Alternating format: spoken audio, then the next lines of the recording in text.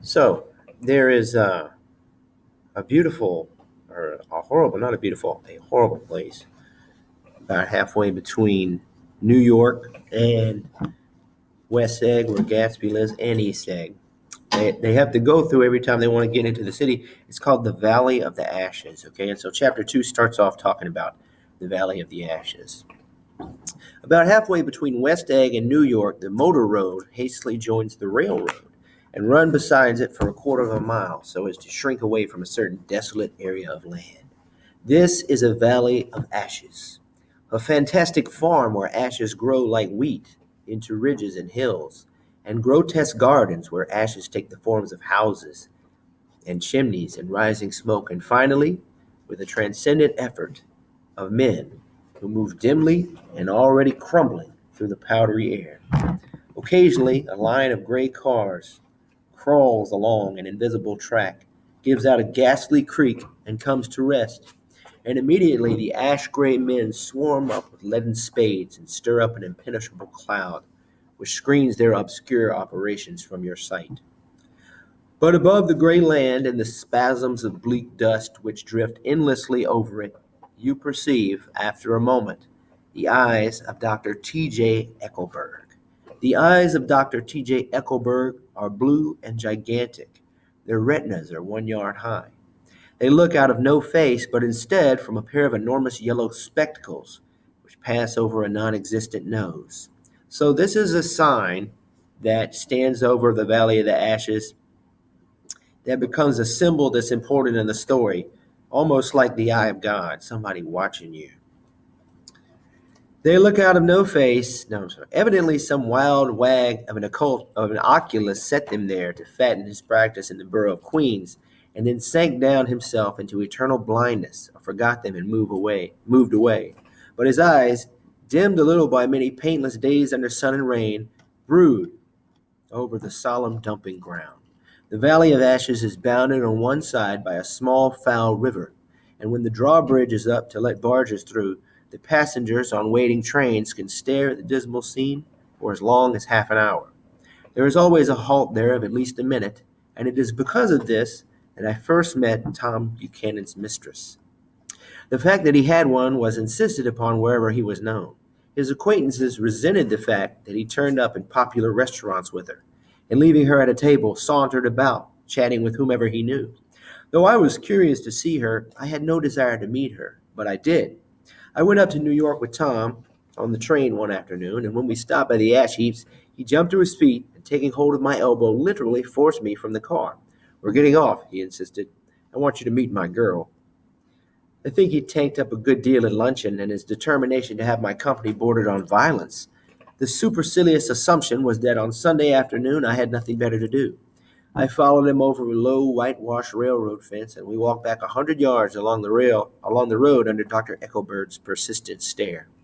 The only building in sight was a small block of yellow brick sitting on the edge of a wasteland, a sort of compact main street ministering to it and contiguous to absolutely nothing. One of the three shops it contained was for rent, and another was an all-night restaurant approached by a trail of ashes. The third was a garage. Repairs, George B. Wilson. He's important later. Cars bought and sold, and I followed Tom inside. The interior was unprosperous and bare. The only car visible was the dust-covered wreck of a Ford which crouched in a dim corner. It occurred to me that this shadow of a garage must be a blind, and that sumptuous and romantic apartments were concealed overhead when the proprietor himself appeared in the door of an office, wiping his hands on a piece of waste.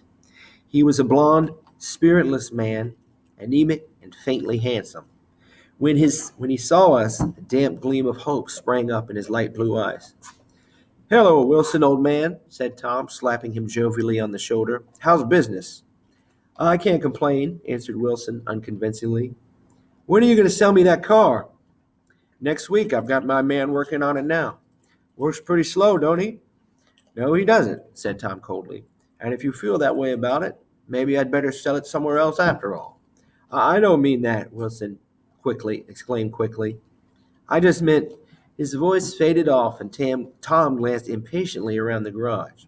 Then I heard footsteps on a stair, on a stairs, and in a moment the thickish figure of a woman blocked out the light from the office. She was in the middle 30s and faintly stout, but she carried her surplus flesh sinuously, as some women can. Her face, above a spotted dress of dark blue crepe de chine, contained no facet or gleam of beauty, but there was an immediately perceptible vitality about her, as if the nerves of her body were continually smoldering. She smiled slowly, and walking through her husband as if he were a ghost, shook hands with Tom, looking him flush in the eye. Then she wet her lips, and without turning around, spoke to her husband in a soft, coarse voice.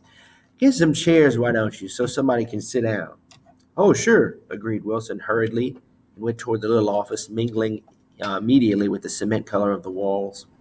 A white ashen dust veiled his dark suit and his pale hair as it veined everything in the vicinity, except his wife, who moved close to Tom. I want to see you, Tom said intently. Get on the next train. All right. I'll meet you by the newsstand on the lower level. She nodded and moved away from him just as George Wilson emerged with 2 chairs from his office. We waited for her down the road and out of sight. It was a few days before the 4th of July, and a gray, scrawny Italian child was setting torpedoes in a row along the railroad track. Terrible place, isn't it? Said Tom, exchanging a frown with Dr. Eckelberg. Awful. It does her good to get away. Does it? Her husband object? Wilson? He thinks she goes into New York. He thinks she goes to see her sister in New York. He's so dumb he doesn't know he's alive. So Tom Buchanan and his girl and I went up together to New York. Or not quite together, for Mrs. Wilson sat discreetly in another car. Tom deferred that much to the sensibilities of those East Eggers who might be on the train. She had changed her dress to a brown-figured muslin, which stretched tight over her rather wide hips as Tom helped her to the platform in New York. At the newsstand, she bought a copy of Town Tattle and a moving picture magazine, and in the station drugstore, some cold cream and a small flask of perfume. Upstairs in the solemn echoing drive, she let 4 taxi cabs drive away before she selected a new one, lavender-colored, with gray upholstery, and in this we slid out from the mass of the station into the glowing sunshine. But immediately she turned sharply from the window and, leaning forward, tapped on the front glass. I want to get one of those dogs, she said earnestly. I want to get one for the apartment. They're nice to have, a dog. We backed up to a gray old man who bore an absurd resemblance to John D. Rockefeller. In a basket swung from his neck cowered a dozen very recent puppies of an indeterminate breed. What kind are they? Asked Mrs. Wilson eagerly as he came to the taxi window. All kinds. What kind do you want, lady? I'd like to get one of those police dogs. I don't suppose you got any of that kind.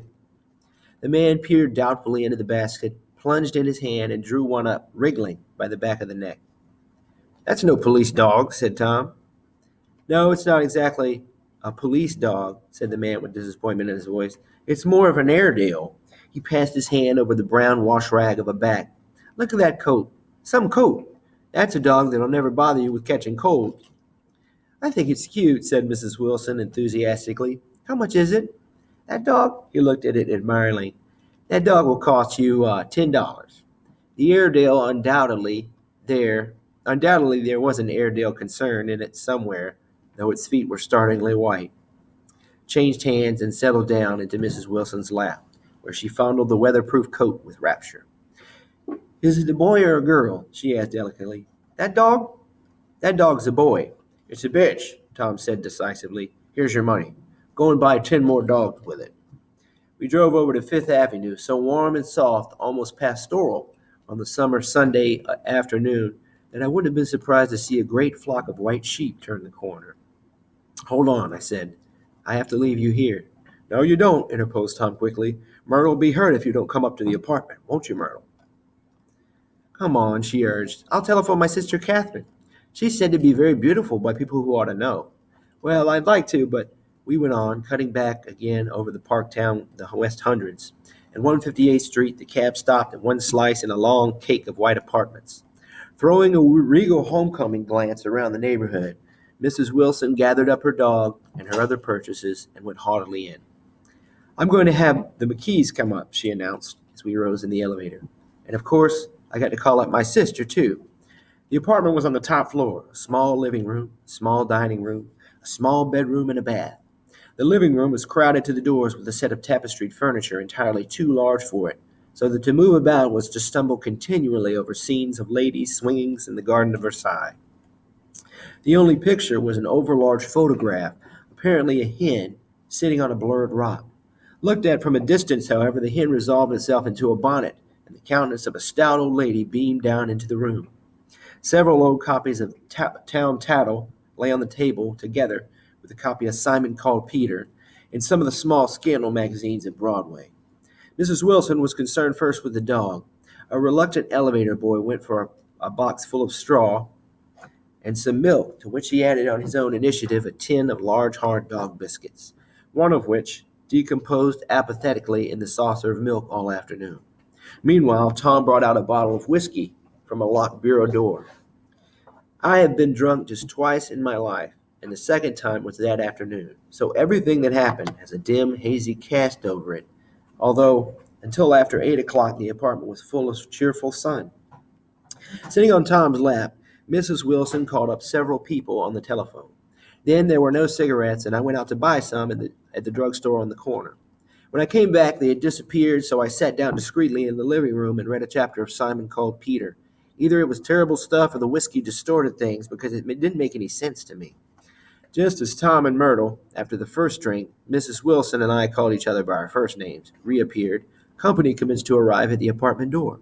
The sister Catherine was a slender, worldly girl of about 30 with a solid, sticky bob of red hair and a complexion powdered milky white.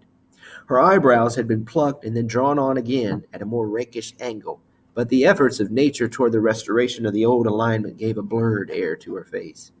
When she moved about, there was an incessant clicking as innumerable pottery bracelets jingled up and down upon her arms. She came in with such a proprietary haste and looked around so possessively at the furniture that I wondered if she lived there. But when I asked her, she laughed immoderately, repeated my question aloud, and told me she lived with a girlfriend at a hotel. Mr. McKee was a pale, feminine man from the flat below. He had just shaved, for there was a white spot of lather on his cheekbone, and he was most respectful in his greeting to everyone in the room. He informed me that he was in the artistic game, and I gathered that he was a photographer and had made the dim enlargement of Mrs. Wilson's mother, which hovered like an ectoplasm on the wall. His wife was shrill, languid, handsome, and horrible. She told me with pride that her husband had photographed her 127 times since they had been married. Mrs. Wilson had changed her costume some time before and was now attired in an elaborate afternoon dress of cream-colored chiffon, which gave out a continual rustle as she swept about the room. With the influence of the dress, her personality had also undergone a change. The intense vitality that had been so remarkable in the garage was converted into impressive hauteur. Her laughter, her gestures, her assertions became more violently affected moment by moment, and as she expanded, the room grew smaller around her until she seemed to be revolving on a noisy, creaking pivot through the smoky air. "My dear," she told her sister in a high, mincing shout, "most of these fellows will cheat you every time. All they think of is money. I had a woman up here last week to look at my feet, and when she gave me the bill, you'd have thought she'd had my appendicitis out." "What was the name of the woman?" said Mrs. McKee. Mrs. Eberhart. She goes around looking at people's feet in their own homes." "I like your dress," remarked Mrs. McKee. "I think it's adorable." Mrs. Wilson rejected the compliment by raising her eyebrow in disdain. "It's just a crazy old thing," she said. "I just slip it on sometimes when I don't care what I look like. But it looks wonderful on you, if you know what I mean," pursued Mrs. McKee. "If Chester could only get you in that pose, I think he could make something out of it." We all looked in silence at Mrs. Wilson, who removed a strand of hair from over her eyes and looked back at us with a brilliant smile. Mr. McKee regarded her intently with his head on one side and then moved his hand back and forth slowly in front of his face. "I should change the light," he said after a moment. "I'd like to bring out the modeling of the features, and I'd try to get a hold of all the back hair. "I wouldn't think of changing the light," cried Mrs. McKee. "I think it's—" Her husband said, "Shh." We all looked at the subject again, whereupon Tom Buchanan yawned audibly and got to his feet. "You McKees have something to drink?" he said. "Get some more ice and mineral water, Myrtle, before everybody goes to sleep." I told that boy about the ice. Myrtle raised her eyebrows in despair at the shiftlessness of the lower orders. These people. You have to keep after them all the time. She laughed at me, or she looked at me and laughed pointlessly. Then she flounced over to the dog, kissed it with ecstasy, and swept into the kitchen, implying that a dozen chefs awaited her orders there. I've done some nice things out on Long Island, asserted Mr. McKee. Tom looked at him blankly. Two of them we have framed downstairs. Two what? Tom demanded. Two studies. One of them I call Montauk Point, the Gulls, and the other I call Montauk Point, the Sea. The sister Catherine sat down beside me on the couch. Do you live down on Long Island too? She inquired. I live at West Egg. Really? I was down there at a party about a month ago at a man named Gatsby's. Do you know him? I live next door to him. Well, they say he's a nephew or a cousin of Kaiser Wilhelm's. That's where all his money comes from. Really? She nodded. I'm scared of him. I'd hate to have him get anything on me. This absorbing information about my neighbor was interrupted by Mrs. McKee pointing suddenly at Catherine. Chester, I think you could do something with her. She broke out. But Mr. McKee only nodded in a bored way and turned his attention to Tom. I'd like to do more work on Long Island if I could get the entry. All I ask is that they should give me a start. Ask Myrtle, said Tom, breaking into a short shout of laughter as Mrs. Wilson entered with a tray. She'll give you a letter of introduction, won't you, Myrtle? Do what? She asked, startled. You'll give McKee a letter of introduction to your husband so he can do some studies of him. His lips moved silently for a moment as he invented George B. Wilson at the gasoline pump or something like that. Catherine leaned close to me and whispered in my ear, neither of them can stand the person they're married to. Can't they? Can't stand them. She looked at Myrtle and then at Tom. What I say is, why go on living with him if you can't stand him? If I was them, I'd get a divorce and get married to each other right away. Doesn't she like Wilson either? The answer to this was unexpected. It came from Myrtle, who had overheard the question, and it was violent and obscene. You see, cried Catherine triumphantly. She lowered her voice again.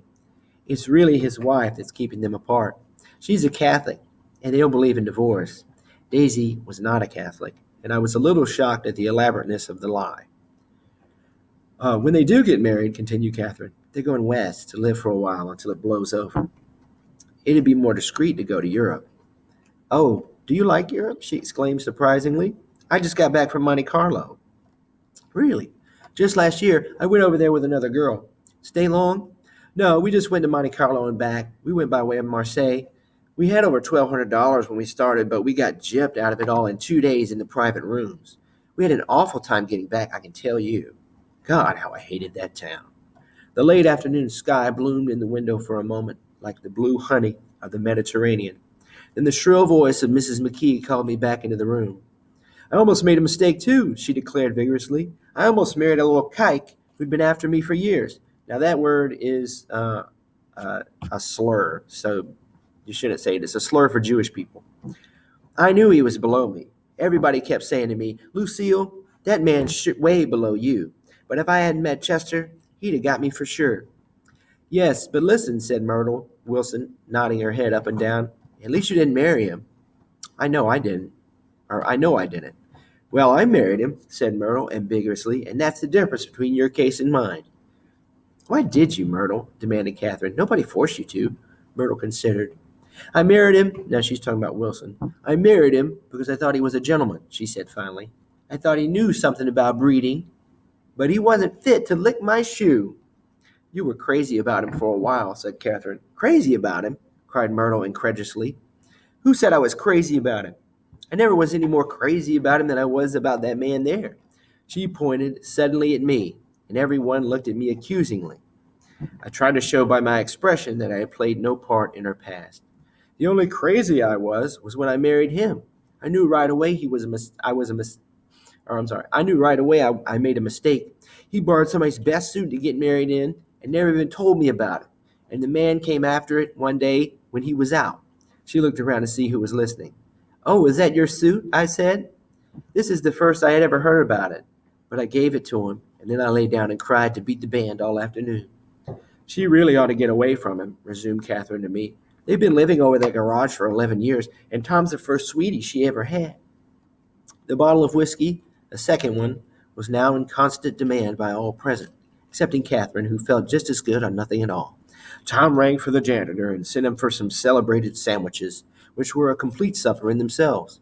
I wanted to get out and walk eastward toward the park through the soft twilight, but each time I tried to go, I became entangled in some wild, strident argument, which pulled me back, as if with ropes, into my chair. Yet high over the city, our line of yellow windows must have contributed their share of human secrecy to the casual watcher in the darkening streets. And I was him too, looking up and wondering. I was within and without, simultaneously enchanted and repelled by the inexhaustible variety of life. Myrtle pulled her chair close to mine, and suddenly her warm breath poured over me the story of her first meeting with Tom. It was on the two little seats facing each other that are always the last ones left on the train. I was going up to New York to see my sister and spend the night. He had an address suit and patent leather shoes, and I couldn't keep my eyes off him. But every time he looked at me, I had to pretend to be looking at the advertisement over his head. When we came into the station, he was next to me, and his white shirt front pressed against my arm, and so I told him I'd have to call a policeman, but he knew I lied. I was so excited that when I got into a taxi with him, I didn't hardly know I wasn't getting in a subway train. All I kept thinking about over and over was, "You can't live forever. You can't live forever." She turned to Mrs. McKee, and the room rang full of her artificial laughter. "My dear," she cried, "I'm going to have to give you this dress as soon as I'm through with it. I've got to get another one tomorrow. I'm going to make a list of all the things I've got to get. A massage and a wave and a collar for the dog, and one of those cute little ashtrays where you touch a spring, and the wreath with a black silk bow for Mother's grave that'll last all summer. I've got to write down a list so I don't forget all the things I've got to do." It was 9 o'clock. Almost immediately afterward, I looked at my watch and found it was 10. Mr. McKee was asleep on a chair with his fist clenched in his lap, like a photograph of a man of action. Taking out my handkerchief, I wiped from his cheek the remains of the spot of dried lather that had worried me all the afternoon. The little dog was sitting on the table, looking with blind eyes to the smoke and from time to time groaning faintly. People disappeared, reappeared, made plans to go somewhere, and then lost each other, searched for each other, found each other a few feet away. Sometime toward midnight, Tom Buchanan and Mrs. Wilson stood face to face, discussing in impassioned voices whether Mrs. Wilson had any right to mention Daisy's name. "Daisy, Daisy, Daisy," shouted Mrs. Wilson. "I'll say it whenever I want to. Daisy, Day." Making a short, deft movement, Tom Buchanan broke her nose with his open hand. I guess it'd probably go like, psh. Then there were bloody towels upon the bathroom floor, and women's voices scolding, and high over the confusion a long, broken wail of pain. Mr. McKee awoke from his doze and started in a daze toward the door. When he had got halfway, he turned around and stared at the scene. His wife and Catherine scolding and consoling as they stumbled here and there among the crowded furniture with articles of aid, and the despairing figure of the couch bleeding fluently and trying to spread a copy of Town Tattle over the tapestry scenes of Versailles. Then Mr. McKee turned and continued on out the door. Taking my hat from the chandelier, I followed. "Come to lunch someday," he suggested, as we groaned down in the elevator. "Where?" "Anywhere." "Keep your hands off the lever," snapped the elevator boy. "I beg your pardon," said Mr. McKee with dignity. "I didn't know I was touching it." "All right," I agreed. "I'd be glad to." I was standing beside his bed, and he was sitting up between the sheets, clad in his underwear, with a great portfolio in his hands. Beauty and the Beast, Loneliness, Old Grocery Horse, Brooklyn Bridge. Then I was half asleep in the cold lower level of the Pennsylvania station, staring at the Morning Tribune and waiting for the 4 o'clock train. So interestingly, at the very end, Tom slaps Myrtle, but then we have this scene where you really don't know what's happened. He goes home with this guy, McGee. Not in the movie, but he was standing beside his bed in his underwear. Is Nick gay? I don't know.